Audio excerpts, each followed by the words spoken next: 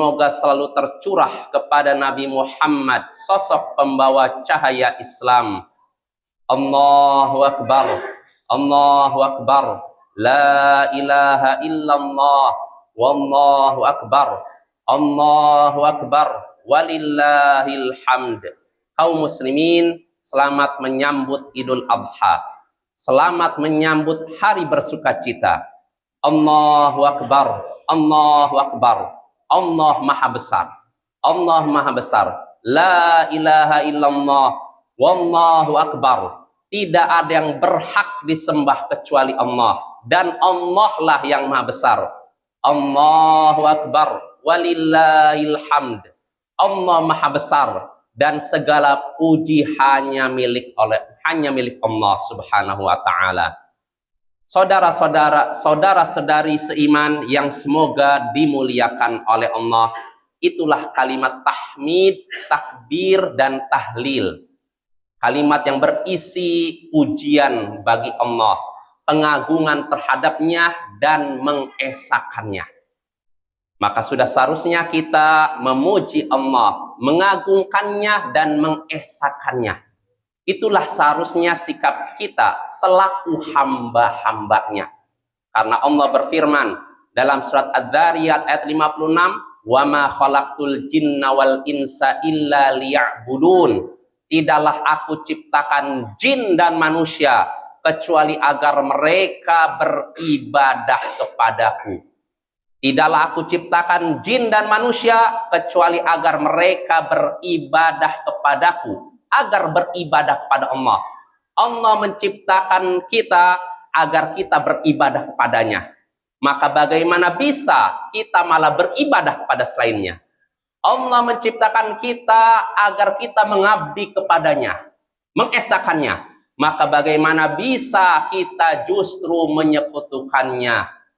Allahu Akbar, Allahu Akbar, la ilaha illallah, wallahu akbar, Allahu Akbar, walillahil hamd.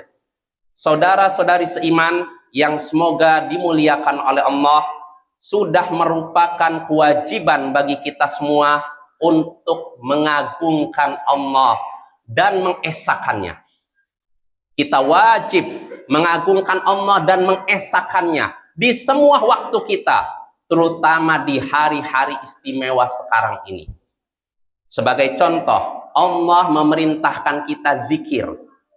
Dari sejak 1 Dzulhijjah sampai 10 Dzulhijjah ini, kita diperintahkan untuk memperbanyak zikir. Untuk apa kita diperintahkan untuk memperbanyak zikir? Demi mengagungkannya dan mengesakannya. Disebutkan dalam Musnad Ahmad dari Ibnu Umar, Nabi sallallahu alaihi wasallam bersabda, "Ma min ayyamin a'zamu 'indallah wala ahabba ilaihi minal 'amali fihinna min hadhil ayyam min hadhil ayyamil 'ashr.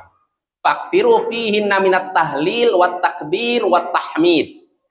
Tidak ada hari-hari yang lebih agung di sisi Allah dan beramal soleh di dalamnya lebih dicintai oleh Allah daripada 10 hari pertama bulan Dzulhijjah. Tidak ada hari-hari yang lebih agung di sisi Allah dan beramal soleh di dalamnya lebih dicintai oleh Allah daripada 10 hari pertama bulan Dzulhijjah.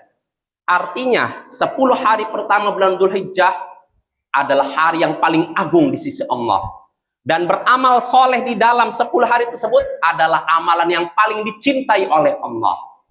Nah, setelah Nabi menyatakan demikian, Nabi memberikan perintah. Karena itu perbanyaklah tahlil, takbir, dan tahmid. Perbanyaklah tahlil, yaitu ucapan la ilaha illallah. Tidak ada yang berhak disembah kecuali Allah. Lalu perbanyaklah takbir, ucapan Allahu Akbar, Allah Maha Besar. Lalu perbanyaklah tahmid, yaitu alhamdulillah, segala puji bagi Allah. Perbanyaklah demikian, itulah tauhid. Lewat kalimat tadi kita mengagungkan Allah dan mengesakannya. Allahu Akbar, Allahu Akbar, la ilaha illallah, wallahu akbar, Allahu Akbar, walillahil hamd. Saudara-saudari seiman yang semoga dimuliakan Allah, dimuliakan oleh Allah. Selain zikir, amalan berikutnya yang menunjukkan bahwasanya kita diperintahkan untuk mengagungkan Allah dan mengesahkan Allah, yaitu kurban. Dengan berkurban kita mengagungkan Allah dan mengesahkannya. Makanya Allah berfirman dalam surat Al-Kautsar ayat 2, "Fasholli li rabbika wanhar." Salatlah untuk Tuhanmu dan berkurbanlah. Sembelihlah hewan kurban untuknya. Sembelihlah, berkurbanlah untuknya, bukan untuk selainnya. Kita diperintahkan untuk berkurban untuk Allah, bukan untuk selain Allah, bukan untuk nabi, bukan untuk orang soleh, bukan untuk malaikat atau selainnya, hanya untuk Allah. Makanya disebutkan dalam Sahih Muslim dari Ali bin Abi Thalib, Nabi Shallallahu Alaihi Wasallam bersabda, "La'anallahu man dzabaha li ghairillah." Allah melaknat orang yang menyembelih hewan untuk selain Allah. Allah melaknat, mengutuk orang yang menyembelih hewan untuk selain Allah. Untuk selain Allah, untuk nabi, untuk malaikat, untuk orang soleh, untuk jin dan semacamnya. Orang seperti ini terlaknat. Siapa yang menyembelih hewan untuk jin supaya rumahnya aman, maka dia terlaknat. Siapa yang menyembelih hewan untuk jin agar sampannya aman, dia terlaknat. Siapapun yang menyembelih hewan untuk selain Allah, maka dia dilaknat oleh Allah. Mengapa demikian? Karena Allah berfirman dalam surat Al-An'am ayat 162 sampai 163, "Qul inna salati wa nusuki wa mahyaya wa mamati lillahi rabbil alamin, la syarikalah, wa bidzalika umirtu wa ana awwalul muslimin." Katakanlah, sesungguhnya salatku, sembelihanku, hidupku dan matiku hanya untuk Allah. Lihatlah, sholatku, sembelihanku, kurban, penyembelihan hewan, ini hanya untuk Allah. Sholatku, sembelihanku, hidupku dan matiku hanya milik Allah, Tuhan semesta alam. Tidak ada sekutu baginya. Itulah yang diperintahkan kepadaku, dan aku termasuk dan aku adalah orang yang pertama kali berserah diri. Di sini Allah memberikan perintah, katakanlah, sesungguhnya sholatku, sembelihanku, hidupku dan matiku hanya untuk Allah. Inilah tauhid, hadirin. Lewat menyembelih kurban, kita mengagungkan Allah dan mengesahkannya.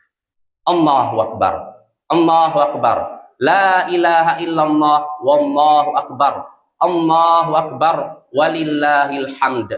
Saudara-saudari seiman yang semoga dimuliakan oleh Allah. Lalu bukti berikutnya, bahwasanya di 10 hari pertama bulan Dzulhijjah ini, kita diperintahkan untuk mengagungkan Allah dan mengesahkannya, yakni bukti berikutnya, kita diperintahkan untuk melaksanakan haji. Allah memerintahkan kita haji. Untuk apa? Dalam rangka mengagungkannya dan mengesahkannya. Makanya Allah berfirman dalam surat Al-Hajj ayat 26 sampai 27, "Wa idh bawwa'na li Ibrahima makanal baiti alla tusyrik bi syai'a wa tahhir baitiya lit-ta'ifina wal qa'imina war ruk'is sujud." Ingatlah ketika kami menempatkan Ibrahim di dalam Baitullah, itu di Mekah. Nabi Ibrahim Allah tempatkan di Mekah, di Masjidil Haram, di Ka'bah. Ingatlah ketika kami menempatkan Ibrahim di Baitullah dengan mengatakan, "Jangan engkau menyekutukan sesuatu pun denganku." Jangan berbuat syirik. Jangan engkau menyekutukan sesuatu pun denganku, dan bersihkanlah rumahku, yaitu Ka'bah, untuk orang-orang yang beribadah, ruku' dan sujud. Untuk orang yang tawaf, beribadah, ruku' dan sujud. Allah berfirman kepada Nabi Ibrahim, jangan engkau menyekutukan sesuatu pun denganku. Jangan berbuat syirik. Dan bersihkanlah rumahku. Kata Imam Al-Mahalli, minal awthan, dari segala berhala. Dan inilah tauhid. Jangan menyekutukanku dan bersihkan rumahku dari segala sembahan selain Allah. Dan yang demikian itu demi melancarkan orang-orang yang tawaf, ibadah, ruku' dan sujud di dalamnya. Hadirin yang semoga dimuliakan oleh Allah, inilah tauhid.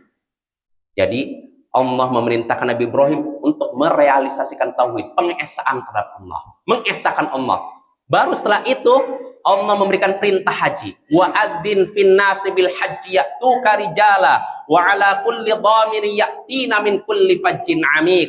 Setelah itu Allah memberikan perintah, berilah pengumuman, serukanlah kepada umat manusia agar melaksanakan haji.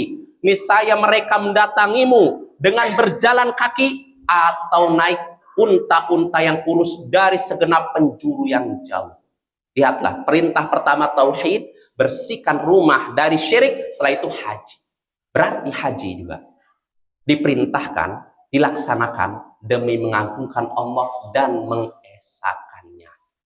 Hadirin yang semoga dimuliakan oleh Allah, Nabi Shallallahu Alaihi Wasallam menjelang wafat di haji terakhir beliau memberikan perintah kepada beberapa orang untuk memberikan pengumuman.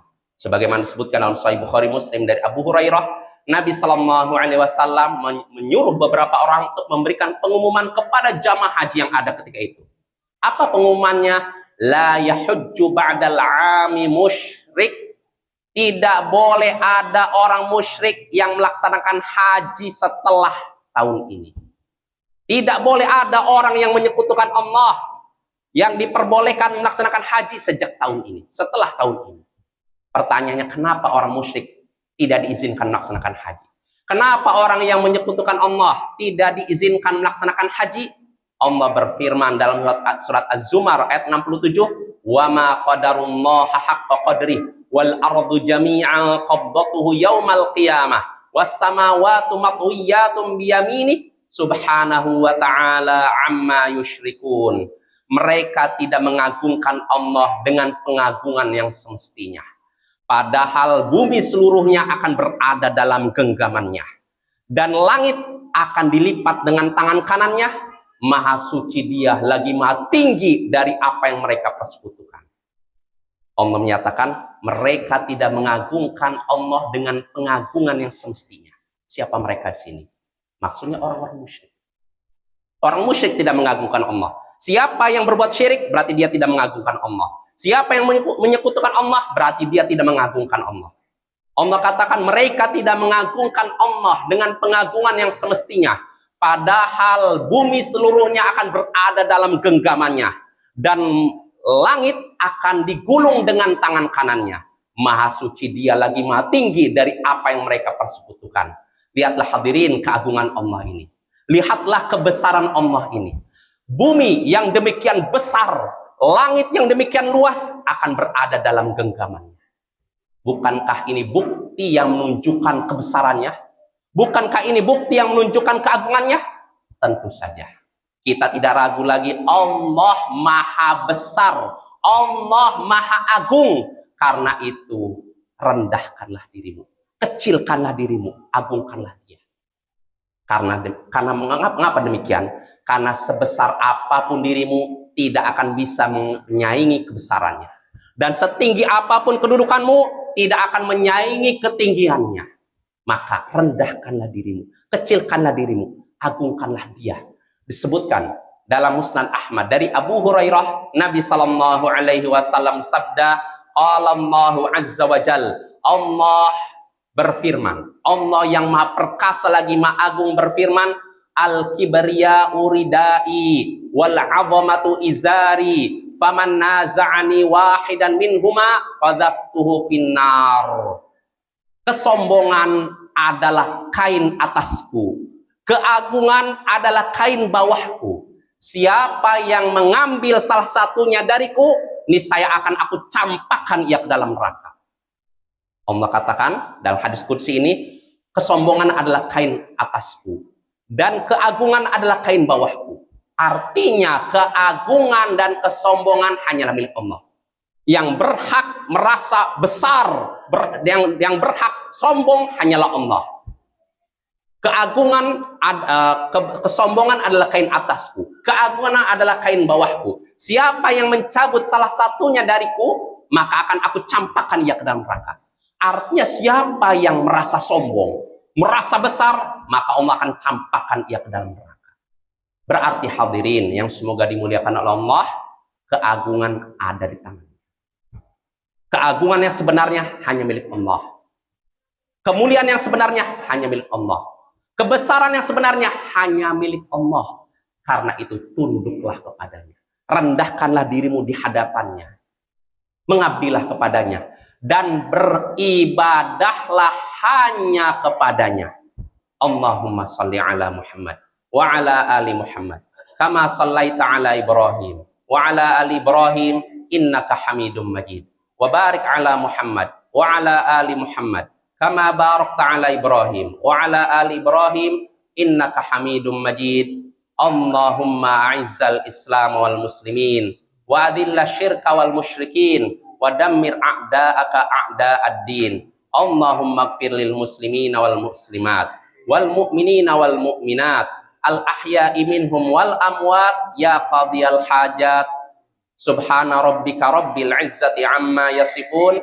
Wassalamun alal mursalin walhamdulillahi rabbil alamin.